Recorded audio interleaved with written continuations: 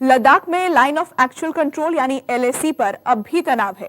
15 जून की रात चीन की सेना की हरकत के बाद से हालात अब तक सामान्य नहीं हो सके हैं। सूत्रों के मुताबिक खबर है कि रक्षा मंत्री राजनाथ सिंह ने सेना को चीन की किसी भी हरकत का मुंहतोड़ जवाब देने के लिए फ्री हैंड दे दिया है। इस बीच ये भी खबर आ रही है कि चीन अब पैंगोंग में नजरें गड़ाए हुए है। सूत्रों के मुताबिक चीनी सैनिक फिंगर 4 तक पहुंच गए हैं और कब्जा करके बैठ गए हैं, जिसकी वजह से नीले झील के किनारे तनाव बढ़ सकता है। हालांकि चीन को सबक सिखाने के लिए भारत पूरी तरह से तैयार है। आखिर पैंगोंग झील की जमीनी हकीकत क्या है और क्यों बार बार यहां चीन भारत के सैनिक आमने सामने आ जाते हैं, आज हम आपको पूरा विवाद समझाते हैं और सैटेलाइट की वो तस्वीरें भी दिखाते हैं जिसके सामने आने के बाद कहा जा रहा है कि फिंगर 4 तक चीनी सैनिक पहुंच गए हैं। देखिए हमारी ये खास रिपोर्ट। इस मुश्किल इलाके में अक्सर भारतीय फौज और चीन की पीपुल्स लिबरेशन आर्मी के बीच आमना सामना होता रहता है।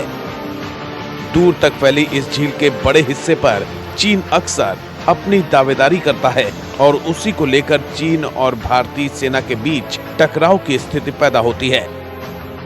आज हम आपको समझाते हैं कि गलवान घाटी की तरह पैंगोंग झील का विवाद क्या है, क्यों पैंगोंग झील को लेकर भी चीन मुश्किलें खड़ी करता है।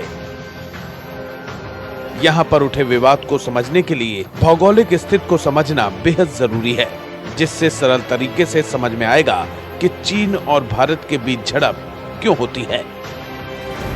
पैंगोंग झील के उत्तरी किनारे पर बंजर पहाड़ियां हैं। इन्हें स्थानीय भाषा में छांग छेनमो कहते हैं। इन पहाड़ियों के उभरे हुए हिस्से को ही भारतीय सेना फिंगर्स कहती है। पैंगोंग झील 8 फिंगर्स में विभाजित है।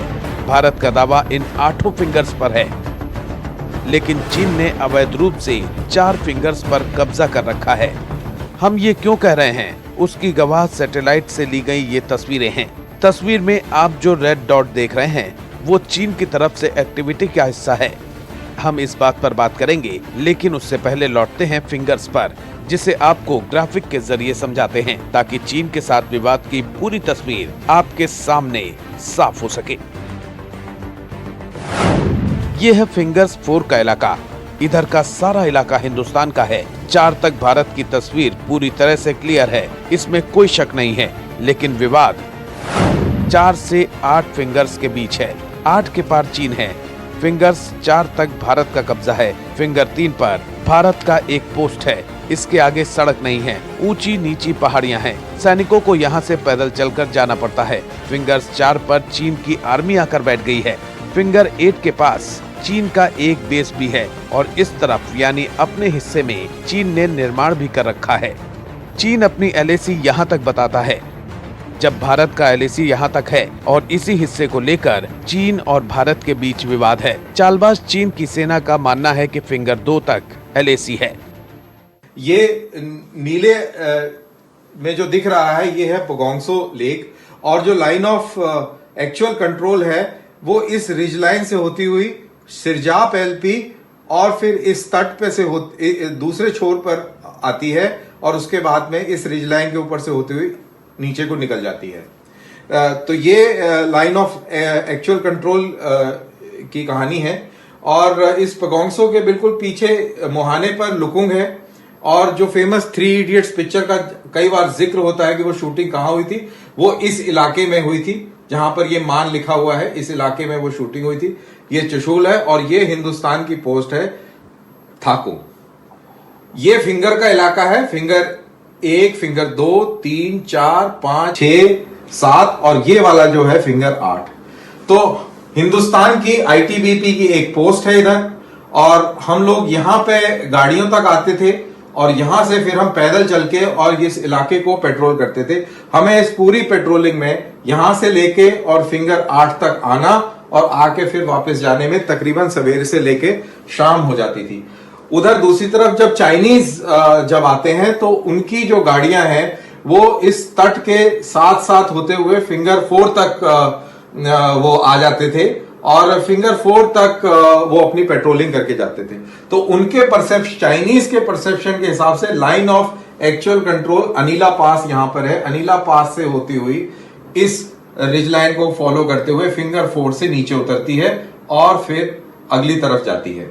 हमारी परसेप्शन के हिसाब से line of actual control Anila pass से होती हुई इस स्पर से नीचे उतरती है और फिंगर 8 से लेक में मिलती है। तो फिंगर 8 से लेके और फिंगर 4 तक का जो इलाका है ये विवादित है और इसी का अब झगड़ा पड़ा हुआ है। फिंगर 4 के आगे तक सड़क न होने की वजह से भारतीय सेना पैदल गश्त करती है। ये गश्त दो तरह से होती है, पैदल और बोट के जरिए।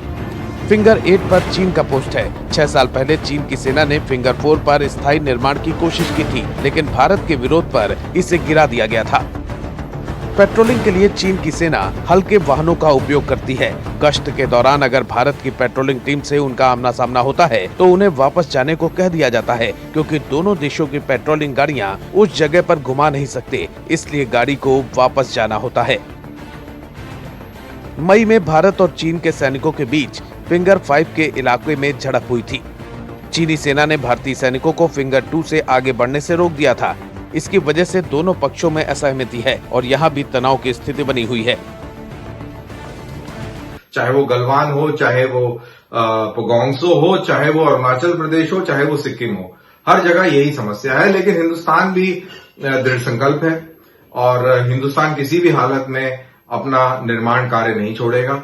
और अभी जो 15-16 की घटना के बाद में हिंदुस्तान बहुत मजबूत मानसिक तौर पे और तैयार हो गया है कि अब चाइना की उस तरीके से गुंडागर्दी नहीं चलेगी। और आप मेरी बात मान के रखिएगा कि अगर अब तनातनी होती है तो गोली अवश्य चलेगी और चाइना को इसका खामियाजा जरूर भुगतना पड़ेगा। अब इस तस्वीर को देखिए। इस तस्वीर से विवाद पूरी तरह से साफ हो जाएगा कि चीन कैसे एलएसी को लेकर बदमाशी कर रहा है। ये सैटेलाइट मैप है जिससे साफ दिखाई दे रहा है कि फिंगर 4 तक चीन ने कैसे कब्जा कर रखा है। रेड डॉट्स बता रहे हैं कि कैसे चीन भारत के हिस्से को अपना मानकर आगे बढ़ रहा है। भारत की मांग है कि चीन इस इलाके से पीछे हटे, लेकिन चीन है कि कब्जा किए बैठा है।